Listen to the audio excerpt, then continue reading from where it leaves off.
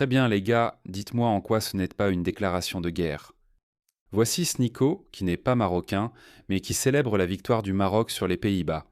Il n'a aucun lien avec ces deux pays. Pourquoi célèbre-t-il ? Parce que le Maroc est un pays musulman. C'est tout. Pour ces gens-là, tout tourne autour de l'islam. Voilà. Toute personne qui n'est pas musulmane est leur ennemi. New York City. Voici la République islamique de New York ou Yorkistan. Bienvenue dans le New York de Mamdani. Inch'Allah. Le monde entier est musulman. Y compris l'Amérique, le monde entier sera musulman. C'est une déclaration de guerre. Nous avons déjà New York City et le Minnesota.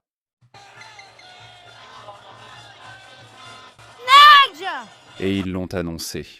Peut-être que tu as besoin d'une petite leçon d'histoire pour savoir. Ce n'est rien de nouveau d'ailleurs. Il n'y a rien de nouveau. Mohammed, fondateur de l'islam, a agi de la même manière. Quand Mohammed s'est enfui de la Mecque au milieu de la nuit, parce qu'il pensait que, tu sais, son temps était terminé, il en avait fini avec la Mecque. Il est allé à Médine, qui était dominée par des tribus juives. Ils l'ont laissé entrer, et ensuite ils ont disparu en quelques années. Ils ont disparu. De l'arrivée de Mohammed en tant qu'immigrant dans la ville juive de Médine. Le mot-clé est « en tant qu'immigrant » parce qu'ils utilisent exactement la même tactique quelques 1400 ans plus tard. Le Royaume-Uni, fini. L'Allemagne, la France, fini. L'Australie est en train de sombrer. Le Canada est en train de sombrer. Et l'Amérique est en train de sombrer. Je veux dire, peut-on vraiment leur en vouloir ? Parce qu'ils n'ont même pas renouvelé leur tactique. Ils utilisent le même manuel qu'il y a 1400 ans, et si vous tombez encore dans le piège, je lève la main. J'essaie d'avertir l'Occident depuis presque une décennie maintenant. Il ne reste plus un seul juif dans la ville de Médine. Ils ont été chassés, tués ou réduits en esclavage. Donc c'est un processus en 3 étapes. C'est immigrer, augmenter, éliminer. Immigrer dans un pays hôte en tant que religieux. La même chose est arrivée à l'Inde aussi d'ailleurs.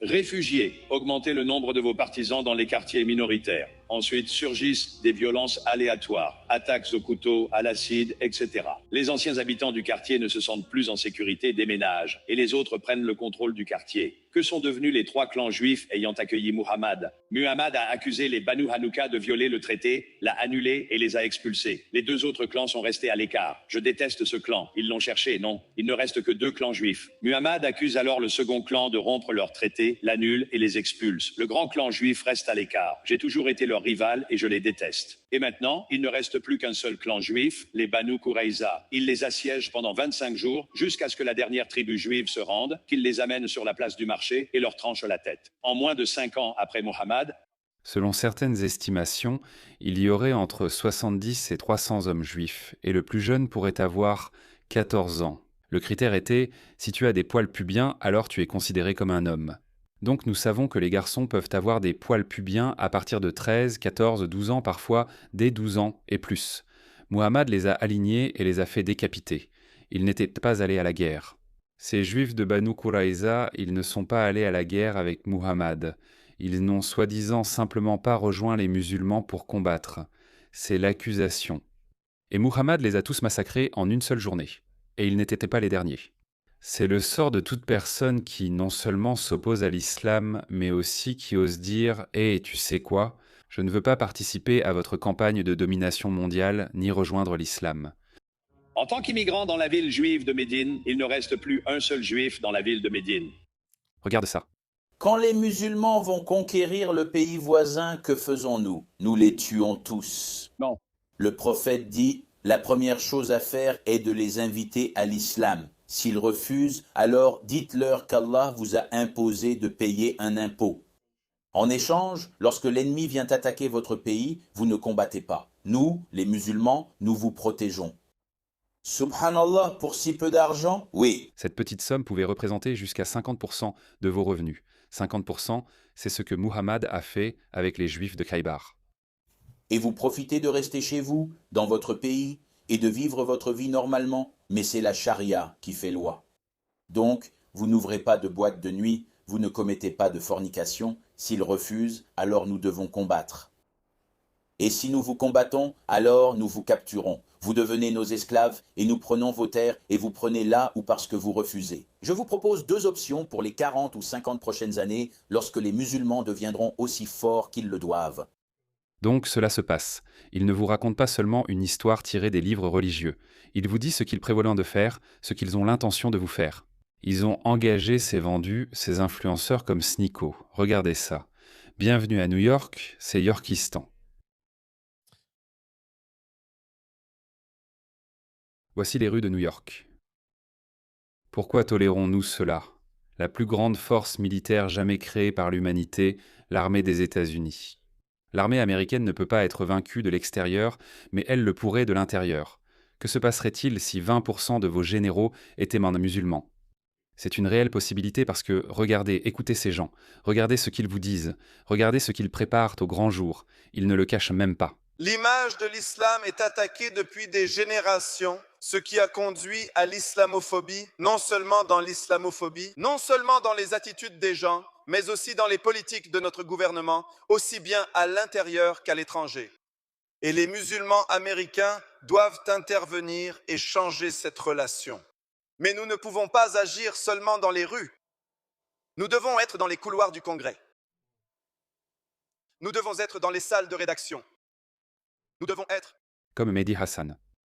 dans les salles de classe. Nous devons être dans les livres. Comme les universités de l'Ivy League qu'ils ont détournées grâce au dollar qatari. Nous devons être présents dans les tribunaux et dans l'opinion publique. Pour cela, nous devons être organisés et nous devons savoir bien planifier, car c'est vraiment l'essence de notre foi. Voici donc les devoirs. Nous avons 4000 mosquées à l'échelle nationale. 4000 mosquées, waouh, fermez-les toutes. J'exhorte chaque mosquée à transmettre ce message à votre conseil d'administration et à vos imams. Chaque mosquée devrait avoir un fonds spécial pour les bourses d'études. 5 bourses chaque année. Une bourse pour le journalisme. Une autre pour la réalisation de films. Une 3e pour le droit. Une 4e pour les sciences politiques. Une 5e pour l'histoire et les sciences humaines. Ils sont organisés, les gars. Ils sont organisés pendant que vous êtes occupés à vivre vos vies, à payer votre crédit immobilier, à vous assurer de ne pas perdre votre travail, tout ça. C'est ce qu'ils font. Ils sont organisés. Ils arrivent.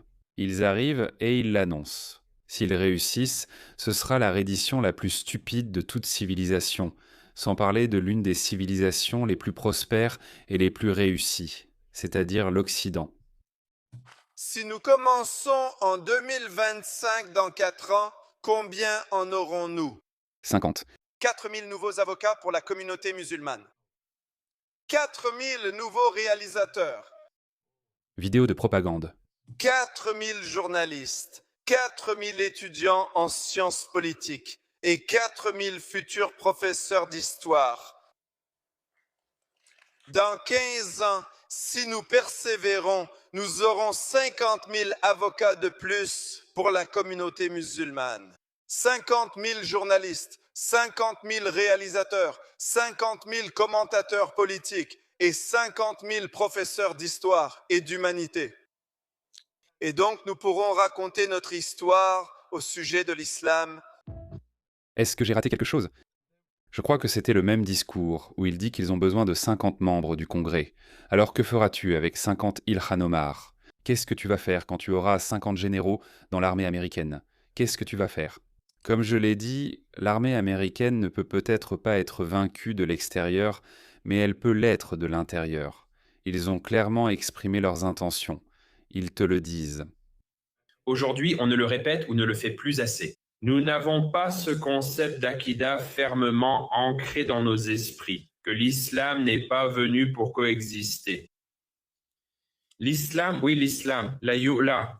L'islam n'est pas venu pour coexister. Ils vous disent ce qu'ils vont faire. Et regardez ceci. C'est ce qui se passe dans les mosquées au Royaume-Uni.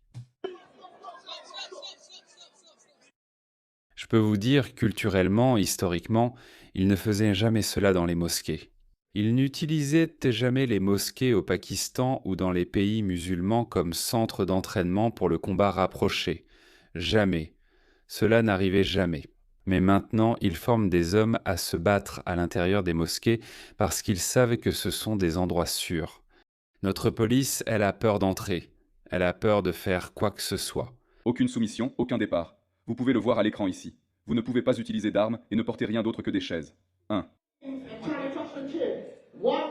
Regardez ça, ils ne le cachent même pas. Tout musulman au Royaume-Uni doit savoir se défendre, hommes, femmes et enfants. Une campagne d'intimidation des musulmans se manifeste en politique, dans les médias et dans la rue.